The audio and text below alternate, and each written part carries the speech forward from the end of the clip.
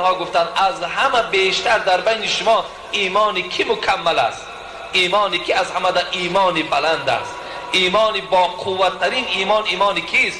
ایمانی همون مردی است که اخلاق حمیده داشته باشد، خلق خوب داشته باشد، در خاندانش رفتار خوب داشته باشد. حضرت گفتند ما با زنهامان زندگی خوب داریم، ای امتان من، ای پیروان من، با زنهاتان رفتارهای خوب کنید. در بین زنهای پیغمبرم بود بعضی گویم پستی و بلندی ها میگفتگی ها وجود داشت، لیکن حبیب خدا هیچ وقت نسبت آنها، حتی در حدیث آمده است که رسول اکرم در حیاتی که زندگی با این 23 سالی که با زنهای خود یک جای بود، بار هم دستش برداشتگی و یک زنش با چپات زدگی نیست. یعنی در حیات رسول اکرم زدن نسبت زن تماما وجود نداشت.